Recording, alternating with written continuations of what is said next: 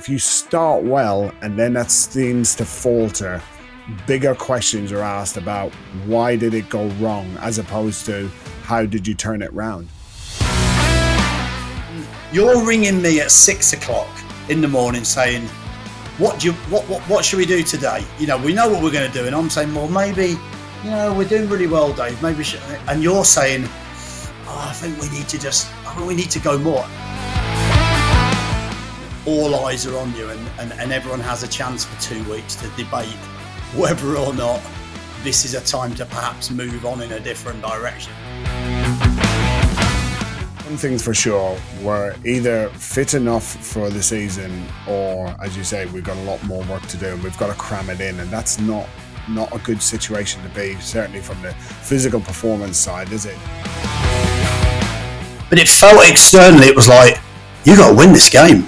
You know, you lose to your local rivals, you lose in a derby match, you know, you could be done.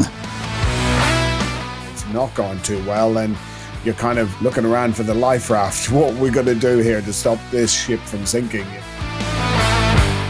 Lack of fitness. You know, performance team hasn't done their job properly. You know, it's not Get them out.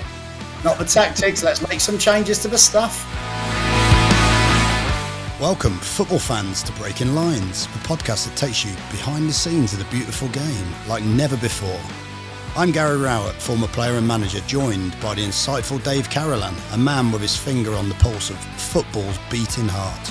Together, Dave and I bring you unrivaled insight, context, and a few stories from the trenches. This is Breaking Lines, where the game is more than just a match. We've reached one of the key points of the season, Gary, where we're 10 games into the season and it's time to take stock at football clubs up and down the land. It's time for the 10-game review. How have you found this over the seasons that you've been working as a manager? What goes into it?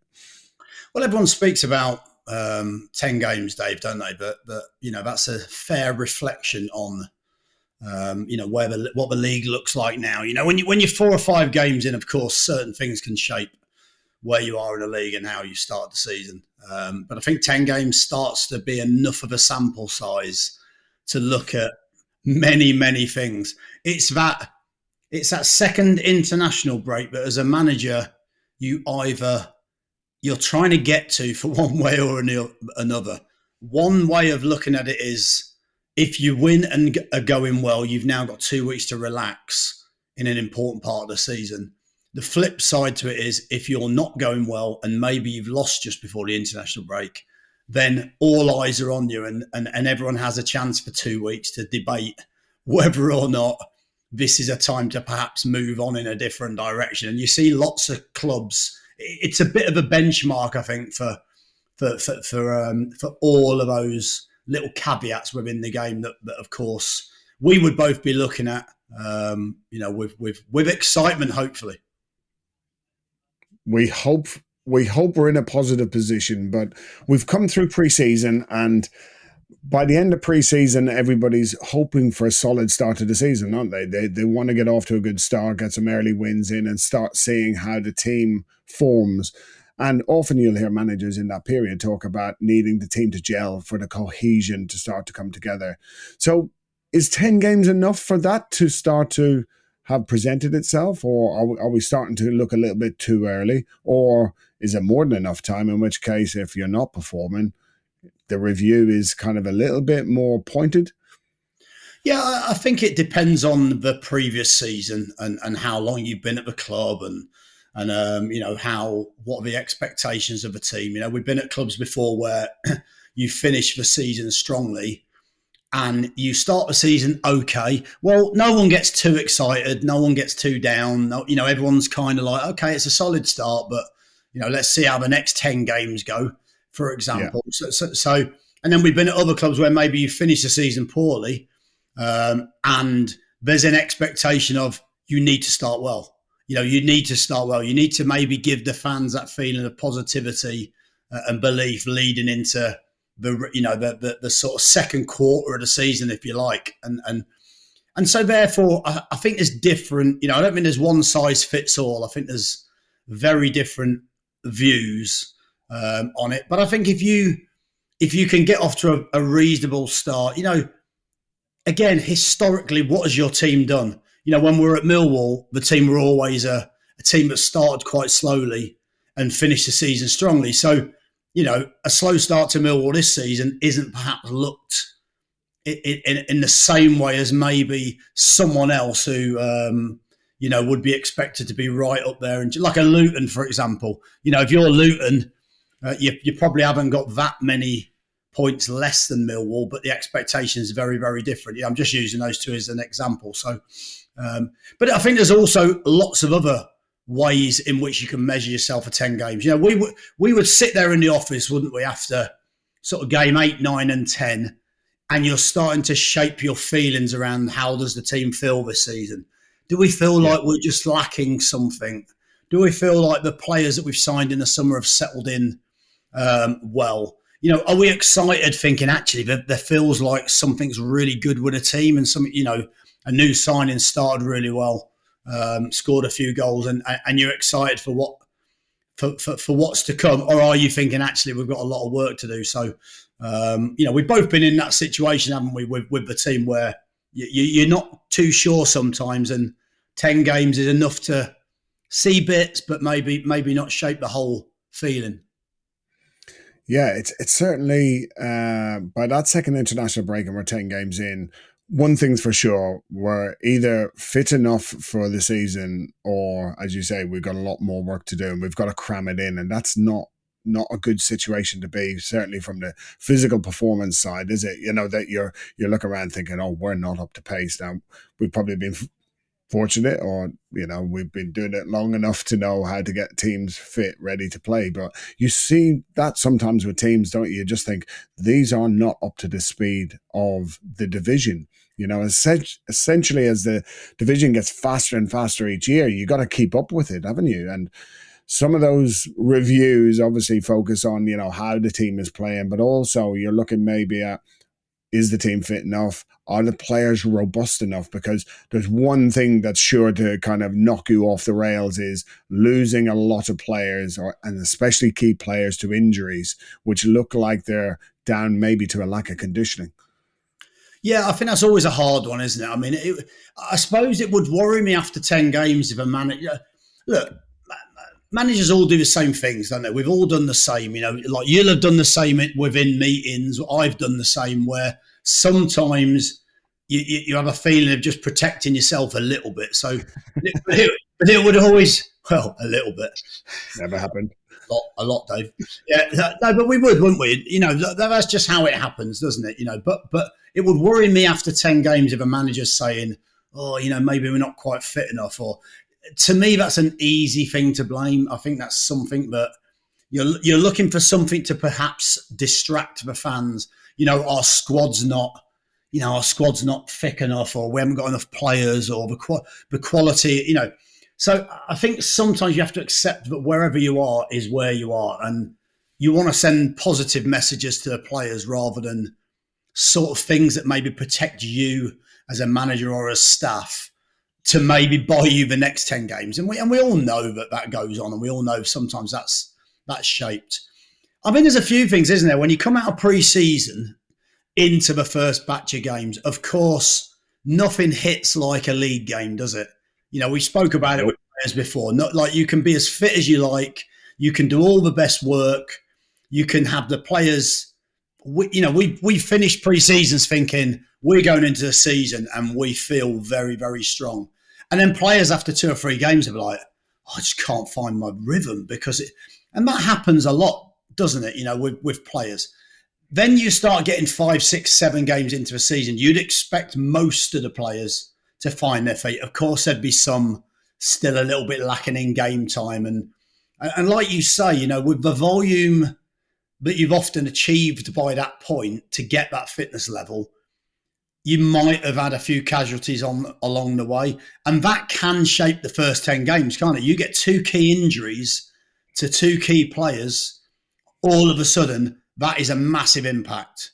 If you think about, say, a derby, say we lose Matty Vidra in that playoff season for 10 games, that is going to, of course, you've got other players, but that is going to have a massive, massive impact on on your season. Millwall, we lost Bradders the second game of the season in the Cup.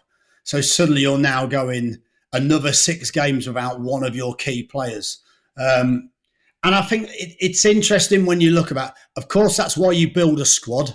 And of course, that's why you have to have multiple options and you have to be able to carry that. But at the same time, we all know, and we've worked in it long enough, that one or two things can actually start to affect the morale of the other players, even so early in the season. You know, we've seen it so often, haven't we? Oh, yeah, without a doubt. I mean, I suppose, ironically, we're talking about Bradders there. And then the following season, or was it the season before? I can't remember which way around it was, but we lost Zian Fleming to an innocuous tackle on his debut. And then we lose him for a period. And then you look back at the end of the season, you see how effective he was when he came back. Maybe the actual break allowed him to get stronger and prepare better, but also when he scored 15 goals as a attacking midfielder or forward, and you think, well, what else would he have done if he had the additional time when he was out injured? Like, would he have gone on to score 20 or even more? Would it have propelled us a little bit higher up the league earlier? And that then starts to shape thoughts around what's going to come, isn't it? You know, so you're at that 10-game mark. If it's going well, you're starting to think, right, how do I add to this in order to push on even further? Or the other way is you're 10 games in, it's not going too well, and you're kind of looking around for the life raft. What are we going to do here to stop this ship from sinking, you know, or potentially, how do I get off the ship? Yeah, absolutely. Yeah, we've had buckets out, chucking water over the sides a few times, haven't we? So Bailing for all our life is worth. We've never had the budget for a life raft. We've always just had buckets, holes in. So we've done a good job with those buckets, Dave, haven't we? You know, well, yeah, I think it's interesting, isn't it? I mean, I look back to different seasons where I can remember, you know, a season at Burton where I think the season that I left to Birmingham, we'd won something like 7 out of the first 9 games. And you're sat there and you're thinking, we have got a good team. You know, you can just feel it. And, you know, you can feel the team. You can feel the signings. You can just see we've got this right. We've had other seasons where we've signed players from, say, a European club. And, you know, remember Casper in the first game for Millwall away at Middlesbrough? Yeah. And, you know, terrific player. We had great hopes for him, but culturally not played in English football before. And he was a fit lad, wasn't he? And he spoke to us about his previous coach and how they'd ran and they were so fit and the distances they were doing and the volume. Yet he gets to 60 minutes of a championship match and he's looking over at you thinking, well, I need help. Dave, help me. Can you get me 2 new quads, Dave? I think it was the translation. But that's what you get, don't you? Then we've had Derby 10 games. I remember the first full season at Derby, if you remember. I think we were 10 games in and we hadn't started particularly well. And I think we had Forest at home in a match on Sky. And I remember thinking, whether that was just me, but it felt externally, it was like, you got to win this game. You know, you lose to your local rivals, you lose in a derby match, you know, you could be done. And you know, I think we scored after 30 seconds and almost like the relief of that goal was like, wow, we're all right here. And then you kick on. And we ended up in the playoffs. So it shows you the first 10 games also don't shape your season. They shape how you feel at the start of the season, but of course they don't shape your season. So I think there's very different, you know, think back to that Casper one. What challenges do we have with, you know, from a physical perspective, do we have with, you know, you could try and move the team forward by signing, let's say, Zian at Millwall, Zian, Vogie, Casper, you know, Kifton Belt at Birmingham. You know, how does that impact, you know, the start to a season? Because those players might need some time to get used to the intensity, don't they?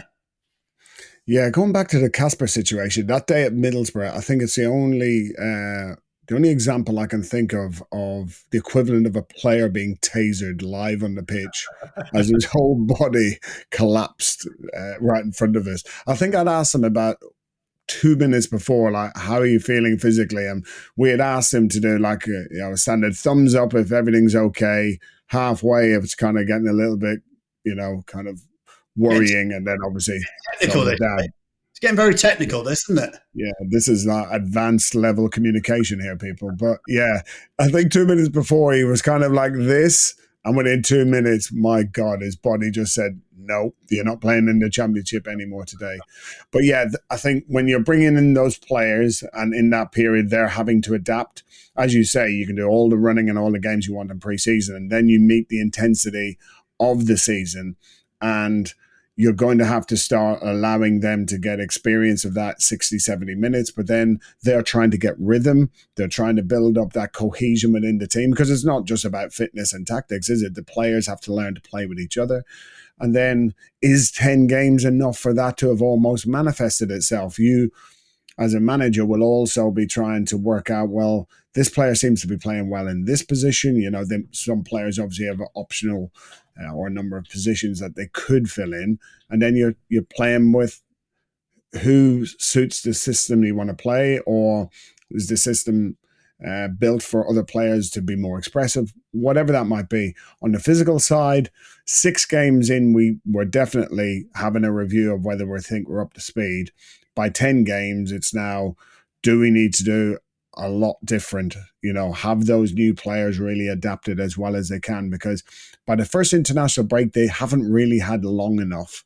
By the second international break, and we're 10 games deep, now we know whether people are going to be able to cope for the season. The players who've got to this point are mostly going to probably go on and have good seasons and be largely injury-free, aren't they?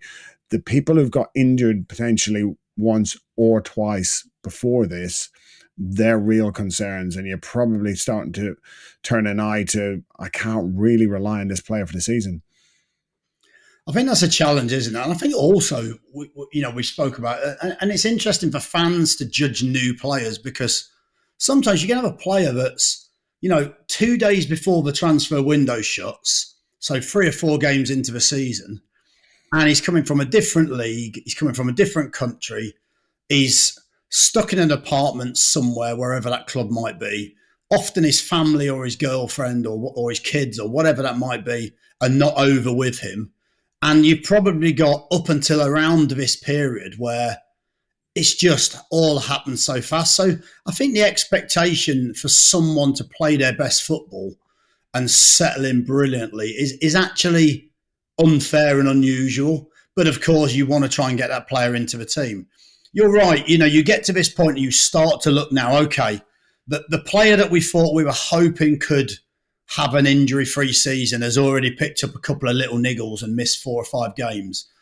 Now you're starting to think, like you said, do we have to start to think about maybe not starting them or not building the team around them? And it's a cruel industry, isn't it? It's a horrible industry for that. But sometimes you have to think, how can we get a consistent performance out of a team?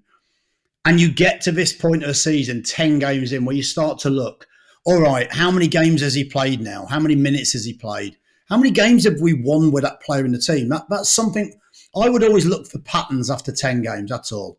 So you're comparing your first 10 games of this season. Actually, probably thinking about it, you probably should just compare it to the first 10 games of last season. But what you tend to do is you tend to compare it to the average of the 46 games of last season. So are we having more possession? Are we making more entries in the final third? Are we creating more chances? Is our I hate saying it, Dave, but is our XG a bigger number than previously, or our XGA a bigger number than previously? But you're looking at some of those main metrics, and we would probably have about 6 technical metrics that we would really hang our hat on and judge our performance. Of course, there's lots more that we would look at, but they would be the main ones, because you can't look at 50 metrics, I don't think, in great detail. And then we would also look at the physical side, wouldn't we? All right, are we hitting? Well, you tell me, what would we look for in a 10-game sort of report? Because I would say to someone like yourself, wouldn't I, Dave, do me a favour, do me a 10-game report on where you think we are physically in comparison to last season. And I'm praying, and you're praying, that this looks better than last season's average. But what would you do? How would you go about that? Yeah, I mean, there's obviously some of the metrics that surround the match as such, which is how many players have we had available for you to be able to pick from? Because that's obviously a key thing. We know that the more successful teams have better player availability. So giving you more options to put into the team, have on the bench, potentially even leaving out of the squad is vital if we're going to have a successful season. The types of injuries that we're having, are they small? Are they based on contact related? Are they happening in matches where, of course, the type of injuries that we get can be a little bit different because you have players flying into tackles. You see a lot more contusions, dead legs, tackle related injuries. So there are two key ones really. Outside of that, then, are we building into the season? Because we know at the start, okay, that maybe the first game and the second game, the first home and away game, you'll just see some strange kind of physical metrics where teams just go hell for leather on the first days of the season. But then you start to settle in and start to see, well, what's our capability and our capacity to last well in games, to cover the distances that we expect? Because it's not necessarily about running further, is it? It's about how you expect your team to run and physically perform in the games. And we'd have certain key things that we'd be looking for in our teams, like how well they sprint, how well we transition and how fast, how quickly we get from potentially a compact shape into big open spaces where everybody moves fast up the pitch. And we'd want to see that we're able to recover really well, not only within games from all those kind of high intensity stuff that we want to do, but how well are we recovering as we start to go into the first kind of midweek games? Because we've probably had about 2 or 3 matches now midweek. Are we recovering well between those games and able to then perform at the levels that we want? And pretty much by 10 games, we know whether we've got the players with the capacity or our program has given those players the capacity to do that, which means you can now, the next period between kind of 10 and 20 games is when really the season, we're in the meat of the season. And that's where you certainly want to make sure that you're at the level that you need to be at to be able to push on for the rest of the season. I mean, that's a challenge, isn't it? It's not just this 10 games, isn't it? This 10 games is about performances and about getting results, of course, but it's also about preparing, because you're on the second international break. We know there's a third one coming before Christmas, and then afterwards you've got one break. So you know from a performance aspect, we've also got to layer in things that prepare us for the rest of the season, don't we? It's not just about starting well and just concentrating on that.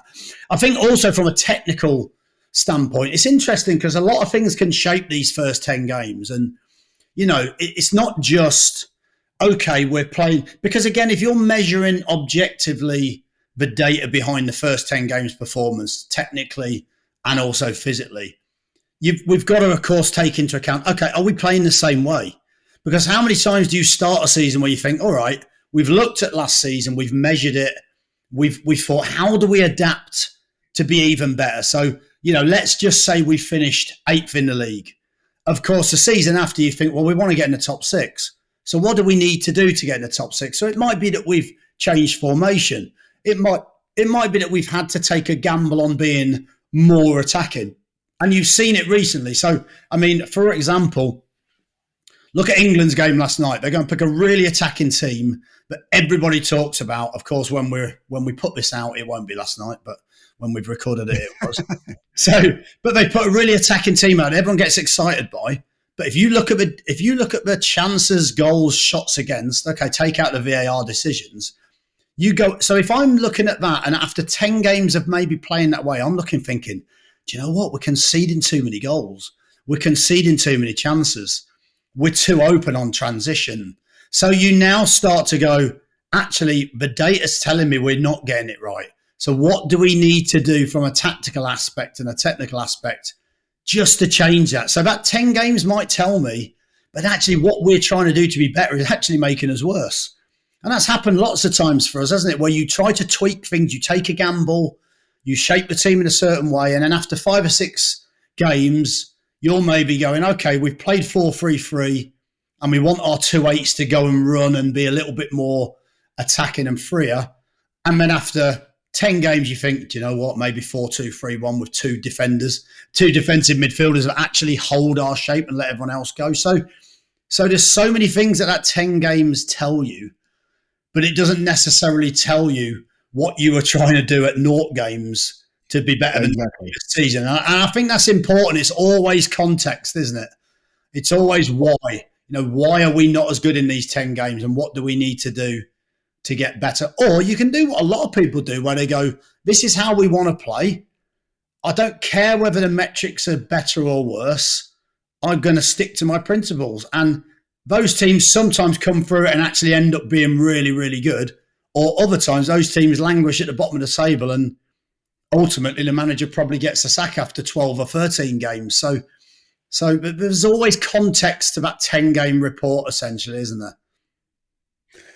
Without a doubt. I think when you look at most teams would probably have at least 30% of the team that starts the season and is 10 games in different from the team that finished last season. Injuries aside, new recruits coming in, young players who are being given a chance to see whether they have a good preseason and they get a chance to start some games. But for all of that work, you're trying to potentially enhance the playing model or the tactics that you're presenting. So you might have brought in a new fullback or a new midfielder, and they have a new strength that the team previously didn't have. But also that can affect the players around them, which maybe affects their performance. So now somebody new comes in who adds you something else, takes away from somebody else that's in the team, and you're trying to find that balance all the time. So it's a little bit like that old graphic equalizer we would have had on those old stereos. You're trying to push something up a little bit from your attacking defenders as such, but that might take away from the defensive capability of the team because you've tweaked one thing to try and get it better, but actually it has a knock-on effect on making the other thing that you were good at worse. So it's kind of it's a game of Russian roulette really for you as a manager, isn't it? Like, where do I strengthen, but what's the knock-on effect to the rest of the team? And sometimes that, again, it just takes time for the team to settle down. However, we know that 10 games in, you're in the start to middle of October, it starts to become that part of the season where managers are held accountable for their actions. Yeah, managing feels like Russian roulette, Dave. You're right. But I think it feels like if there's 8 chambers in the gun, it feels like there's 7 bullets at times. And you're dodging one and you think, I'm not going to dodge this for long.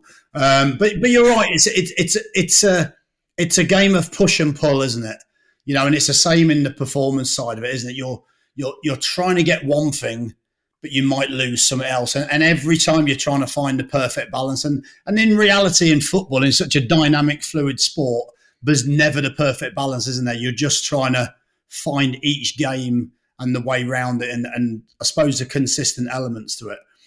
I think also, as a manager, I think you understand that. I think you understand the season. You understand the international breaks, like we said right at the start of this episode. But when you get to that second international break, I don't know it'd be interesting to look at the statistics. I don't know what the statistics are, but I would imagine that a lot of clubs essentially do their own little bit of an audit, whether that's just how's the team doing? Are the fans happy? Do we look like we're advancing? Do we look like we're going in the right direction, or if we're not, do we think we can get out? Are we confident we can get out of where we're at? Because it's a good point of a season, 10 games, isn't it? Or however many games in this second international break to start to think, or 8 or 9 games, to start to think, okay, where are we? Do we need to make a change to give someone a little bit more time? Do we need to change in the international break essentially because they then get 2 weeks to work with some of the team? So I think this sort of 10-game period is crucial. I think also it's not just crucial for players because we always focus on the team on the pitch, but actually sometimes you might have had some new staff come into the building and you might have been working in a different way. So that 10 games gives you a chance to go, okay, well, what are we doing there? So how's our analysis department working? Are we happy with the way that flow is, there's a chance for them to create a report. Okay, guys, what do you think we need? And how do you think we're doing after 10 games? So we would always say have a medical report when we would ask for a medical report after 10 games. We'd ask for a performance report. We'd ask for a technical report from the analysts. We'd ask for a coaching report in terms of those individual players. And we might also sit down with the players and gauge feedback from maybe the leadership group, or, we spoke about some players that are maybe new in the team. Okay, how have you found it? It might be an opportunity to sit down with them and say, how have you found it? How have you settled? How are your family? Can we help you with that? Because actually this next 10 games is going to shape a lot of the season now. It's such... Why do we do it after 10 games? It's funny, isn't it? Because it's a round number. We would tend to use 10 games, wouldn't we? Generally speaking, it's always right in the middle of this international break, speaking now in 2024 for the people who are listening in the future. It's early October. We've played 9 games in the league. We've potentially had a couple of cup games, depending on how you've gone there. So you're around that number anyway. It's also quite interesting, as we just mentioned before. It's midway between 2 windows, and there's a break in this period and there's a break coming up. So if there is going to be work to be done, you've probably going to see some of the fruits of that labor in the next 6 games, or kind of, if it's not going well, the pressure ramps even more. And we do know that obviously clubs look at these 2 international breaks as kind of being really key periods. If you've had a slow start to the season, you've got probably one more go to kickstart it, and this 10 game in, what can we do to get us to the next international break and be better? But also for the clubs, they know that January is coming up, and if they are in a precarious situation, they might have to recruit differently than if you're in a really positive situation, which is all great because you can now really kick on, because we're now getting to the point where there's enough points on the table that you can still kind of move up relatively quickly. After 15, 20 games, a win may bring you up only about 2 or 3 places, whereas later on in the season, you may not move at all for a win. So if you want to climb that table quicker, maybe these are the periods that clubs look at and say, this is the time to make a change. And maybe after 10 games, you've had enough time. Yeah, it's a good point, actually. And as a manager, head coach, but you're aware of that as well, aren't you? Like, if you look at, let's take League One, for example. You could be a team. I looked the other day, and I think it might have been before the weekend's games, but I think someone like Rotherham were 17th in the league, but they were 3 points off the playoffs. And so if you look at the spread of points in that division, it is absolutely incredible. So you could be, if you just simply looked at the table, I'm using Rotherham as an example. I might be factually incorrect there, but whoever it is, a team, 17, 3 points off the playoffs. Now, you could be sat there going, we're 17th. That's not a good position. We shouldn't be there. We were in the championship last season. But you win the next 2 games and you could be in 3rd or you could be in 4th. Do you know what I mean? It's so you're right. There is an element of common sense at this stage of a season, but a win or 2 can actually change completely the way you feel, which is why it's important not to panic. It's important. But at the same time, if you're sat at the bottom of a table on 4 points, for example, now, and the playoffs are on 17 points, then you're already in a bit of a relegation dogfight, aren't you, after 8 or 9 games? Or you're at least thinking, well, the best we're probably going to do is mid-table. Well, 9 games ago, 6 weeks ago, you probably sat there thinking we should get in the playoffs. It's amazing how a poor start of a season can really define your ambitions and actually change what you're trying to achieve. And actually change maybe the way you might have to shape the team. Like you said, in January, you might go from a team trying to get in the playoffs to a team actually thinking about, we need to get a little bit more toughness in the team, or whatever it might be, leadership or whatever it might be, experience to get us out of this position that we're in. Whereas if you're mid-table, maybe you can recruit in a very different way. So I'm not suggesting you would change your model at the drop of a hat after 8 or 9 games, but there are subtle differences that, having 3 points or having 18 points are going to make to the way that you perhaps perceive the next 10 games or the January window. So you're right. It's an interesting scenario. And also, if you're an owner, we all know how it works. If you're an owner sat there and you've had those aspirations and you're sat there now after 9 games, 10 games with 2 weeks to mull it over, and your manager's won 1 game out of those 9, I've got to be honest, if I'm that manager, I'm sat there thinking, I might not survive this international break. And that is just a reality of the business. That is a reality of where you are. You hope you do. You hope you have a chance to explain why you think, lack of fitness, performance team hasn't done their job properly. It's not Get them out. Not the tactics. Let's make some changes to the stuff. But you get them out before they get you out, I think is the phrase, isn't it? But you make a great point. So we've talked about buckets. Sorry? We're running out of buckets.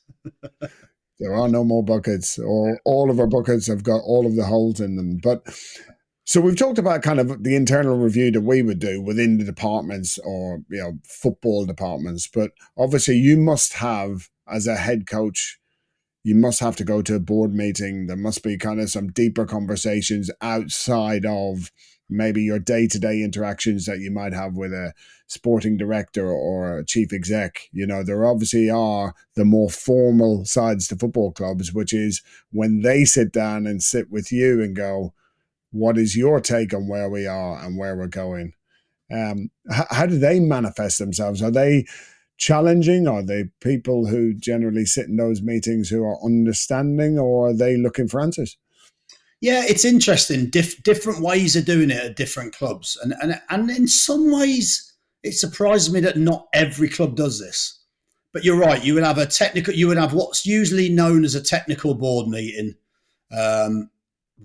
probably once a month on average at most clubs.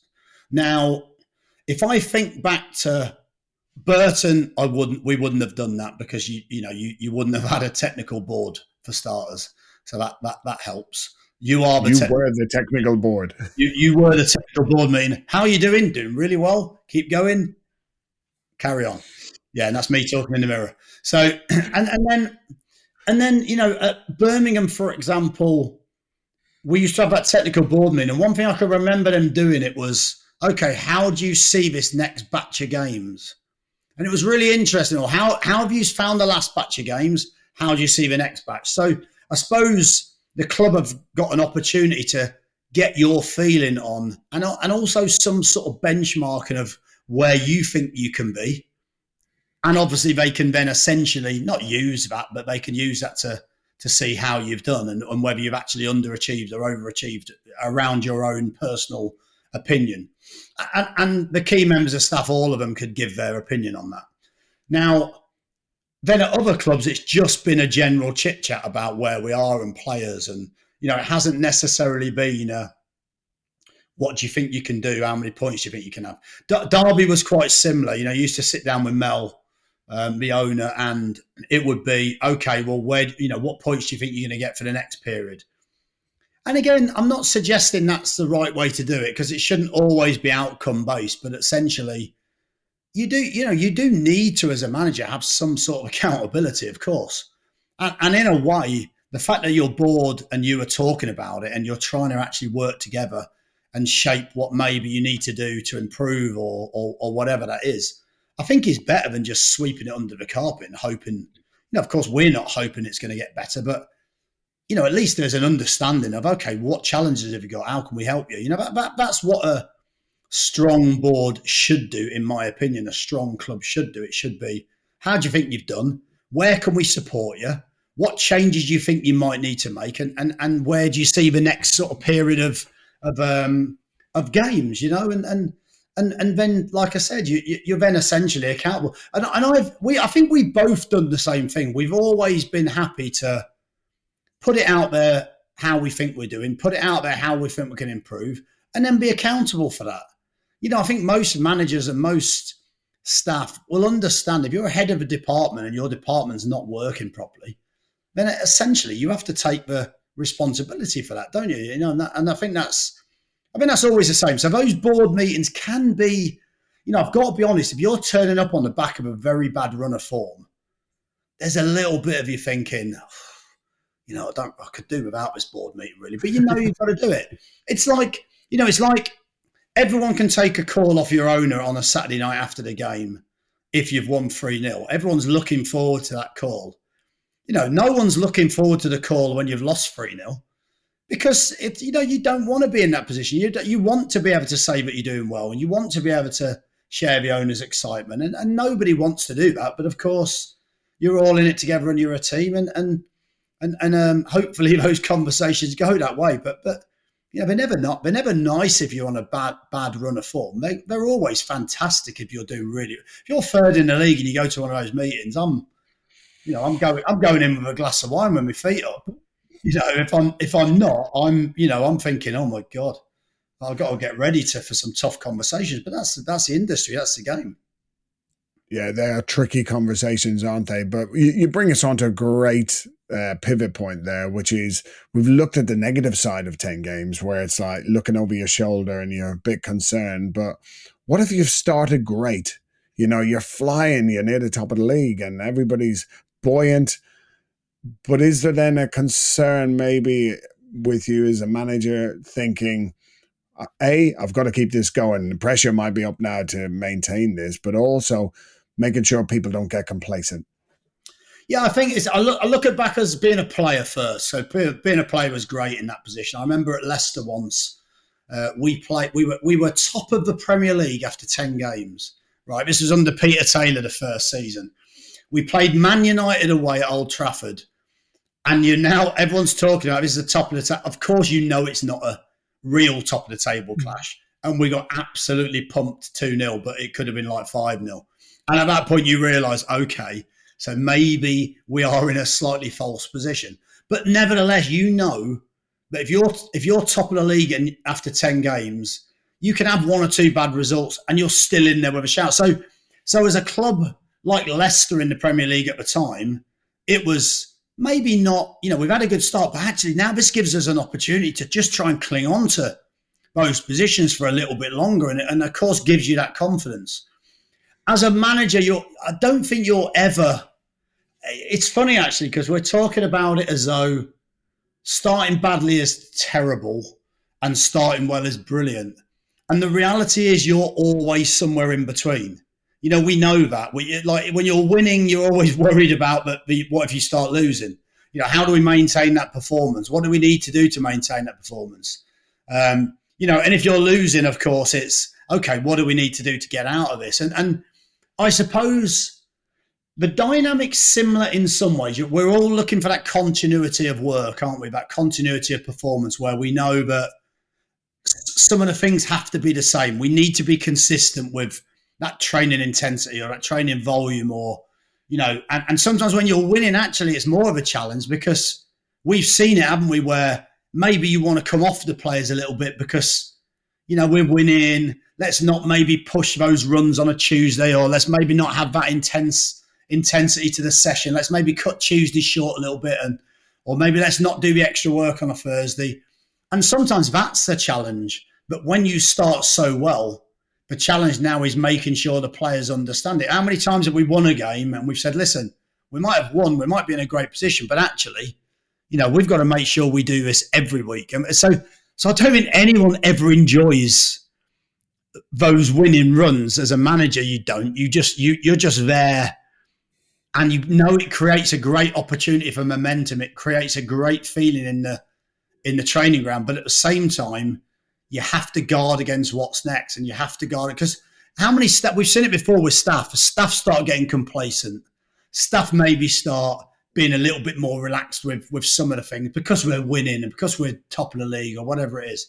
How have you found those challenges from a performance perspective when the players think they can get away with a little bit more when you're winning, or does it actually motivate them to want to do the extra bits of work and just get on with it? That's when you see the professionals come forward, the ones who are really, really good because they stick to doing what they've done. It's that word you said, consistency. They just know what's got them into this position where they're performing well. They know they don't necessarily need to do anything extra or different, just maintain what you're doing. So they're pretty good. It's the people who've not really experienced it too often. Like let's say, for example, you're at a club that traditionally it hasn't been at the top end of the table, it maybe struggled for a fair few seasons, and suddenly it feels like, wow, this is utopian world. We're not looking over our shoulder all the time. So, as you say, everyone feels that pressure lift. However, that's where, unfortunately, someone like me has to be the Grinch who stole Christmas and try and push to maintain standards, and high standards. Like everyone can have standards which are suboptimal. They're available on every corner shop, but finding people who want to maintain high standards and keep pushing you.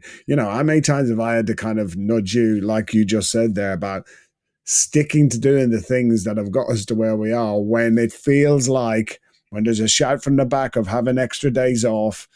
Actually, extra days off is not what we need here.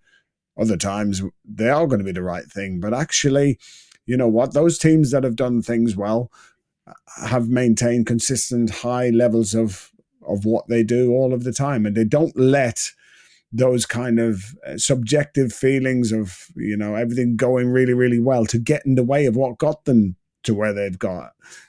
So yeah, you're kind of battling against kind of swimming against the tide is probably another water analogy that we could use here. We've had buckets, but yeah, swimming upstream against everyone else who thinks more time off or do things different. Let's just have a fun Monday, just doing nothing that's serious.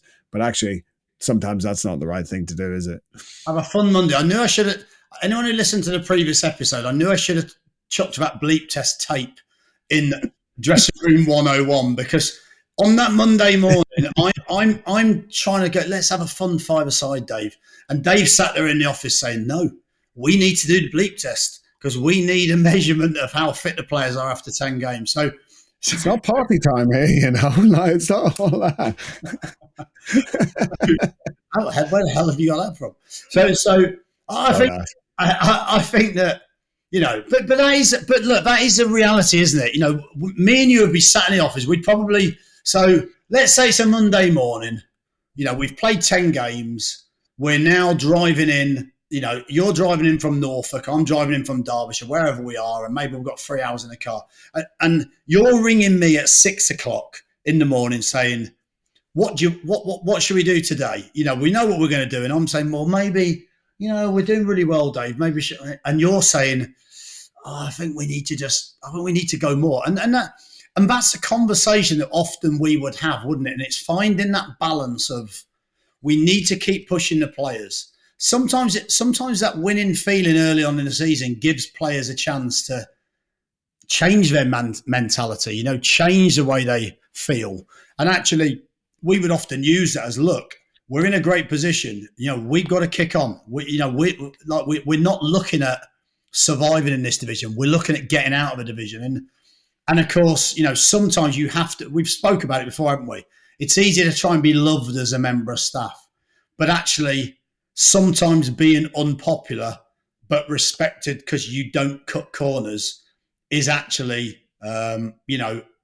the most important thing to do on a Monday when everyone wants to actually slack off a little bit. We're talking about scenarios. We're not suggesting that we're going in on a Monday giving players an extra 2 days off just because we've won a few games after 10, but it's a possibility. So yeah, that's the challenge, isn't it? The challenge is always shaping what do we need to do next? How can we push the players to uncomfortable areas that they don't normally want to get into? Because we know how it works. Sometimes players want a nice week, don't they? Players want a comfortable week. Players want to come off the hard work just for a second to be able to breathe. But actually, sometimes going in and making them work a little bit harder and asking more of them and asking them to be more professional, is going to put you in a much better position after the next 10 games, isn't it? And those conversations that we would have driving in or stuck in traffic on a Monday morning would usually work around some of those things, wouldn't they? So the work isn't just at 9 o'clock in the morning, is it? 24/7, we'd be talking about what do we need to do to improve along with other members of staff.